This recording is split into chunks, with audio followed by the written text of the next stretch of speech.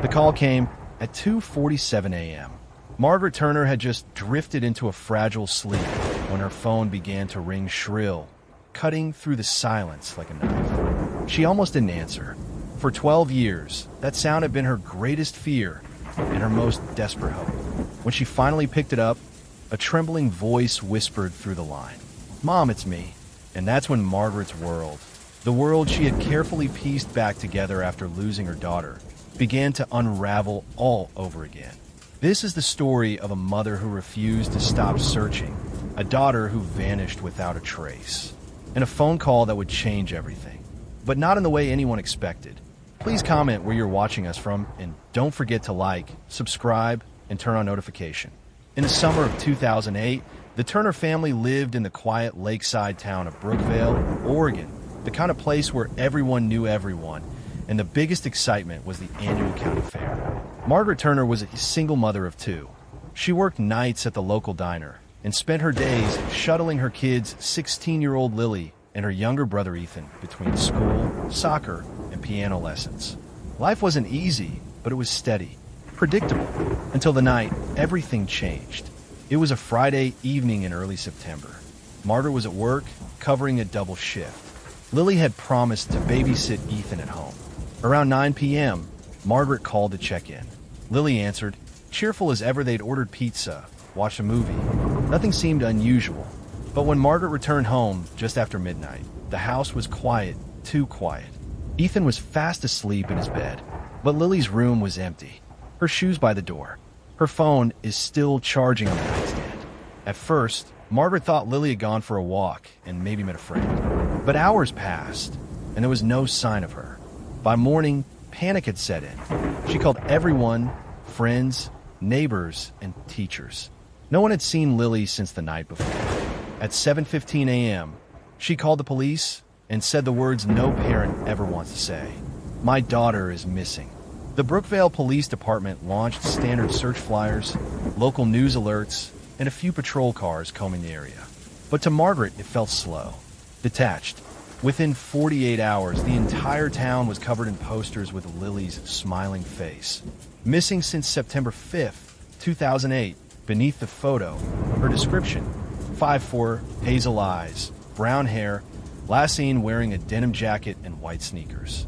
Volunteers searched the nearby woods, lakes, and highways. Dogs were brought in, drones flew overhead. Nothing, not a single trace. Investigators questioned everyone: classmates, coworkers, neighbors. Some said they'd seen a silver sedan idling near the Turners' home that night. Others claimed Lily had been arguing with a friend earlier that week. But all leads went cold within days. It was as if Lily had vanished in a thin air. Margaret refused to give up. Every day after work, she retraced the same roads, checked online forums, even joined missing persons groups. Months passed, then years. Seasons changed, people moved on. But Margaret didn't. Her kitchen wall became a collage of maps, timelines, and newspaper clippings, a silent monument to a girl the world seemed to have forgotten. But not her mother. The hardest part wasn't the waiting. It was not known. Around the 5th year of Lily's disappearance, something odd started happening. Margaret began receiving hang-up calls, always from block numbers. At first, she dismissed them, but they kept coming late at night, always between 2 and 3 a.m. Sometimes she'd hear faint breathing on the other end. Other times, silence. She reported it to the police, but there wasn't much they could do. Probably prank calls, they said, but Margaret wasn't so sure. Once, she swore she heard a familiar sound, Lily's favorite lullaby playing softly in the background. A week later, a note appeared in her mailbox. No return address, just 3 words written in shaky handwriting. "Stop looking, Mom." Panic turned to obsession. Margaret started recording the calls, tracking them, and comparing voices. She even reached out to a private investigator, a retired detective named Carl Devers, who agreed to help on a payment plan she could barely afford. Devers was methodical, quiet, and surprisingly kind. He re-examined the old case files, noting things the police had missed: the missing pizza delivery record, the neighbors' conflicting statements, a security camera that mysteriously malfunctioned that night. Together, they built a new theory. Someone close to the family knew exactly what happened and wanted it buried. In 2019, a massive wildfire tore through the outskirts of Brookvale, forcing evacuations across the county. A week later, when crews returned to clear the debris, they made a discovery near an abandoned cabin half buried in the ash. A denim jacket, burnt, but intact enough for investigators to confirm. It matched the one Lily wore the night she vanished. Nearby, they found a silver locket, the same one Margaret had given her daughter for her 16th birthday. Inside, the photo was warped but still visible. Margaret collapsed when she saw it. For her, that was the closest thing to closure she'd ever had. The police listed Lily Turner as presumed deceased. The case was archived. For the first time in years, Margaret stopped searching. She sold her house, moved to a smaller place outside town, and tried to start over. Until 12 years after that terrible night, the phone rang. It was the early morning of October 3rd, 2020. Margaret was half asleep when her phone buzzed on a nightstand. The caller ID flashed unknown. She hesitated, then answered. "Hello." For a moment, nothing. Just faint static. Then, a voice hoarse, trembling whispered, "Mom, it's me. It's Lily." Margaret froze. The voice sounded older, deeper, but still familiar. The same soft cadence, the same lilt. "Lily," she whispered. "Please, listen to me," the voice said. "I don't have much time. They're watching me." Then a click. The line went dead. Margaret's hands shook as she tried to redial, but the number was blocked. She sat there for hours, staring at her phone, heart pounding. Had someone been tormenting her again? Was this another cruel prank? Or was it really her daughter? She called Detective Devers, who immediately began tracing what few details they had the call ping from an area hundreds of miles away, near the outskirts of a small desert town in Nevada. The location? A private compound that, according to records, didn't officially exist. And then, just 3 days later, Margaret received another envelope. No return address. Inside was a single Polaroid photograph, grainy, dimly lit, showing a young woman sitting on a metal cot in what looked like a storage container. Her hair was shorter. Her eyes looked empty. But Margaret knew that face. It was Lily. Scrawled across the bottom of the photo were 3 words. "Don't trust him." The note wasn't signed, but the handwriting looked eerily familiar. It matched the first note she'd received all those years ago. The one that said, "Stop looking long." In that moment, Margaret realized the truth about her daughter's disappearance might be darker than anything she had imagined. And whoever took Lily might not be done with her yet, because somewhere in the Nevada desert, a woman claiming to be her long-lost daughter was still alive, and she was trying to send a message. But before Margaret could act, before she could even tell the detective, something else happened. Something that would make her question everything she thought she knew. Margaret and Detective Carl Devers left for Nevada 2 days later. They haven't told the local authorities yet. Every time Margaret had trusted official channels, the trail went cold. Instead, they followed the digital breadcrumbs Devers had uncovered. Phone tower data, a brief signal ping, and a mailing route that connected to a single address, a decommissioned airfield outside a town called Dry Creek. Population, 412, surrounded by 40 miles of dust, rock, and heat. When they arrived, the sun was bleeding into the horizon, long shadows crawling across abandoned hangars and chain-link fences. Margaret gripped the photo in her lap. "If she's really here," she whispered, "why would she tell me not to trust you?" Devers didn't answer at first. He just stared through the windshield, his jaw tight. "Maybe someone wants to turn us against each other," he said quietly. But there was something in his tone, a hesitation Margaret couldn't quite place. They drove another mile before spotting a cluster of metal containers stacked like building blocks in the middle of nowhere. No signs, no markings, but one of them looked exactly like the one in the photograph. Margaret's pulse quickened. She stepped out, dust crunching beneath her feet, her eyes fixed on the faded numbers painted across the door. Unit 19. The same number scribbled on the back of the Polaroid. The air was still, heavy with static. As they approached, Devers tried the door locked. But the padlock looked new. Too new. "Let me handle this," he said. crouching to examine the latch. Margaret's hands shook as she scanned the surrounding containers. Some were rusted shut. Others had chains or motion sensors attached. "What is this place?" she whispered. "Used to be a federal storage site," Devers murmured. "But the records are sealed now. Someone bought it 10 years ago." 10 years ago, the exact time Lily vanished. Suddenly, a low humming sound echoed through the air, followed by a flicker of light from one of the far containers. Margaret's voice cracked. "Did you see that?" Devers turned sharply. "Stay here." He walked toward the light, flashlight in hand. Margaret followed a few steps behind, heart pounding. Then movement. A figure darted between the containers, small, quick. "Hey!" Devers shouted, giving chase.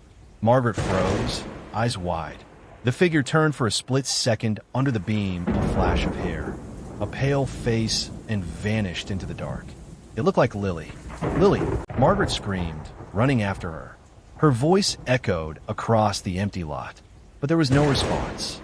Only the sound of wind howling through metal corridors. When she reached the back of the compound, Devers was gone too. Only his flashlight lay on the ground, its beam flickering across the dirt. Margaret stood alone in the dark, surrounded by silence and steel. She picked up the flashlight and saw something on the container door, ahead a small keypad covered in dust. She tried a few random numbers. Nothing. Then, she remembered the locket. The photo. On the back of the Polaroid, beneath Unit 19, there was a faint marking she thought was a smudge. But up close, it looked like 4 digits. 0-9-0-8. The date Lily disappeared. She entered the code. The lock clicked open. The door creaked as it swung inward, releasing a stale, chemical smell. Inside, the space was dimly lit only by a flickering fluorescent bulb. There were metal cots, filing cabinets, and an old camera mounted in the corner. And on one of the walls were photographs. Dozens of them. Girls of different ages, faces blurred or partially burned, each tagged with numbers. One photo stood out. Lily Turner, age 16. But next to it was another. Lily Turner, age 27. The same woman from the Polaroid. Margaret felt her knees weaken. Someone had been tracking Lily all these years. And if she was still alive, someone was keeping her. Margaret. She spun around. It was Devers. His face pale, expression unreadable. "We need to go," he said quietly. "Now."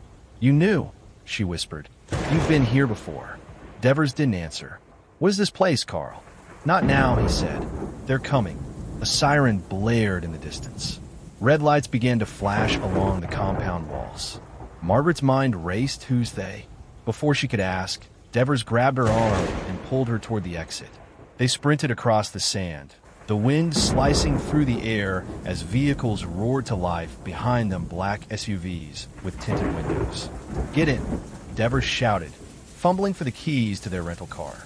The engine sputtered, then started. Tires screeched as they tore down the dirt road, headlights bouncing across the barren landscape. Margaret glanced back, and 2 SUVs were following close behind. "Who are they?" she screamed. Devers' jaw tightened. "Private contractors. They guard the site." "Guard what?" "People," he muttered. "Runaways. Test subjects. I don't know exactly, but Lily was there." "Margaret. I saw her file." The words hit her like ice. "You saw her file?" "I was told to close it years ago, before I met you." "You knew this whole time?" "I didn't know she was alive," he said. "I swear." But Margaret could see in his eyes guilt, fear, something deeper. "She told me not to trust you," Margaret whispered. The car jolted violently, and a shot rang out, shattering the rear window. Devers swerved, losing control for a moment before regaining the wheel. "We're almost out," he said, voice tight. "There's an old service tunnel a mile ahead. Once we're in there, we can disappear." But before they reached it, the engine sputtered and died. Out of fuel. The SUVs closed in. Margaret and Devers scrambled out of the car, running toward a cluster of boulders for cover. "What do they want with her?" she cried. Devers turned to her exhausted, bleeding from a cut above his eyebrow. "You really don't understand, do you?" "Understand what?" He hesitated, then said something that made her blood run cold. "Lily wasn't taken, Margaret. She volunteered." The words hung in the air, heavy and impossible. You're lying, she said. No, she was recruited. A program, psychological testing, social isolation. They paid families to sign consent forms. Someone forged yours. Margaret shook her head violently. No, Lily would never. But Devers cut her off. She found out what they were doing. I tried to escape. That's why they faked her death. How do you know all this? She whispered. Devers looked down. Because I was one of the investigators who covered it up. Margaret staggered backward, her heart pounding in her chest. They said she died in that fire, he continued. They wanted you to stop looking. And for a while, you did. You let me believe my daughter was dead. I didn't have a choice. You always have a choice, she screamed. A spotlight suddenly swept across the sand. Voices shouted in the distance. Devers grabbed her hand. There's still time. If we can get her out, we can expose everything. Margaret hesitated. You said she volunteered. She did, but she didn't stay by choice. Then where is she? Margaret demanded. Devers turned, pointing toward the desert horizon, a faint light glowing miles away. She's there, he said softly. In the next compound. Margaret stared at the light, trembling. Then what are we waiting for? Devers looked at her eyes, filled with something between guilt and resolve. Because to get her back, he said quietly, you'll have to do something I promised I'd never let happen again. What? She whispered. He took a step closer, voice barely above a whisper. You'll have to go inside. And as the desert winds howled around them, Margaret realized the truth she'd been running from for 12 years. It was close to midnight when Margaret and Devers reached the edge of the second compound.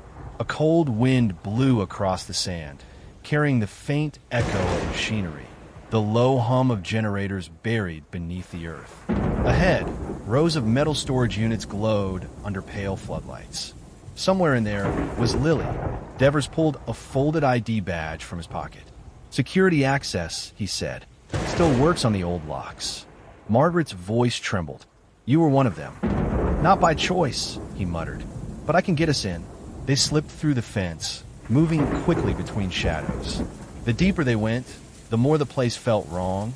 The walls too clean, the air too still. Surveillance cameras tracked their every move. You said she's in Unit 7, Margaret whispered. Devers nodded. That's where the file said she was transferred after the fire. If we're lucky. Luck doesn't live here, she said quietly. They reached the door marked Unit 7. Devers swiped the card. The lock clicked open. A long, narrow corridor stretched before them, sterile white walls, fluorescent lights buzzing overhead. At the end of the hall, behind a glass partition, was a single room. Inside, a woman sat on a cot, her back to the door. Her hair was cropped short. Her shoulders trembled. Margaret's heart stopped. Lily. The woman slowly turned her head. Eyes sunken, lips pale. But it was her. After 12 years, it was really her daughter. Mom. The word barely left her lips before Margaret was running, slamming her hands against the glass. It's me, baby, it's Mom. Lily's eyes filled with tears. But when Devers stepped closer, she flinched back into the corner. Don't let him near me, she whispered. He's one of them. Margaret turned to Devers. Tell her you're not with them anymore. But Devers didn't answer. He just stared at the floor. Lily's voice cracked. He used to come here. He was part of their recovery team. He took girls who tried to escape. No, Margaret said. That can't be true. Devers' silence said otherwise. The ground vibrated faintly like engines powering up beneath them. Margaret pressed her palm against the glass. Lily, I'm getting you out. Just hold on. You can't, Lily whispered. The doors locked from the control room. Everything here is automated now. Then tell me how, Margaret said. Lily hesitated, then pointed toward a small panel on the wall. Behind that manual override, Devers stepped forward, prying it open with a knife. A nest of colored wires gleamed beneath the metal plate. Cut the yellow first, Lily said softly, then red. You remember that? Margaret asked. Lily managed a faint smile. They made us watch. Every time one of us tried to leave, the lock clicked open. The glass door slid aside. Margaret rushed in and pulled Lily into her arms. For a moment, the world fell away. 12 years of grief, guilt, and nightmares melted into the warmth of a single embrace. I thought I'd never see you again, Margaret whispered. You weren't supposed to. Lily said quietly. Margaret pulled back, frowning. What do you mean? Lily's expression darkened. They told us the world forgot us, that our families moved on. They said you signed the forms. That's a lie. Margaret cried. I would never. I know, Lily said, voice trembling. That's why I called. We have to go. Devers interrupted. They know we're here. Alarms began to flash red across the hallway. Margaret grabbed Lily's hand. This way, they sprinted down the corridor as sirens wailed. Automated shutters began slamming shut behind them. Devers shouted directions left, then down the maintenance stairs. They burst into a lower tunnel filled with pipes and old machinery. This connects to the power grid, Devers yelled over the noise. If we can reach the end, there's an exit near the airfield. Lily stumbled, coughing. Wait. Margaret stopped. Her daughter's skin was pale, trembling. They've been giving us something, Lily said weakly. In the water. Margaret's chest tightened. We're almost out, sweetheart. Stay with me. Devers slowed. Keep moving, he said. We don't have much time. Suddenly, the tunnel lights flickered out. They were plunged into darkness. Then a voice echoed through the tunnel, distorted and calm.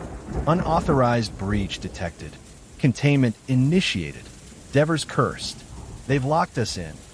No, Margaret said, eyes darting around. There has to be another way. Lily pointed weakly toward a vent above the generator. There, that leads outside. You can't fit through there, Devers said. She can, Margaret replied. She has to. Margaret hoisted Lily up toward the vent. Mom, come with me, Lily cried. I will, she whispered. Right behind you. Devers helped steady the vent as Lily crawled through, coughing, gasping. Go, baby. Don't stop. When Lily disappeared from view, Margaret turned to Devers. You said you wanted to make it right. Now's your chance. Devers nodded grimly, then pulled a small detonator from his jacket. What are you doing? If I blow the grid, the locks go down. She'll have a few minutes to get clear. You'll die here. It's what I owe her. Margaret stared at him, a man who'd once betrayed her, now choosing to atone. Tell her I'm sorry, he said quietly, and before she could respond, he pushed her toward the vent. Go! Margaret crawled through the narrow shaft, metal scraping against her hands. Behind her, a blinding flash filled the tunnel. The ground shook, then silence. Margaret emerged into the night air, gasping. Lily was lying a few feet away, staring at the stars. The compound burned behind them, flames painting the sky in orange and red. He's gone, Margaret whispered. Lily turned, her eyes wet. Was he bad? He was lost, Margaret said, but he found his way back. Sirens wailed in the distance, local authorities rushing to the scene. Margaret held Lily close as the wind carried ash across the desert. For the first time in 12 years, the silence didn't hurt. It felt, I like peace. Weeks later, after the investigation made headlines, a report confirmed that the site was part of an illegal research facility funded by a private corporation. Dozens of missing persons were identified among the victims, but many were never found. The full truth remained buried. Lily began treatment for the years she'd lost physically free, but haunted. Sometimes she would wake at night, gasping, whispering the same words.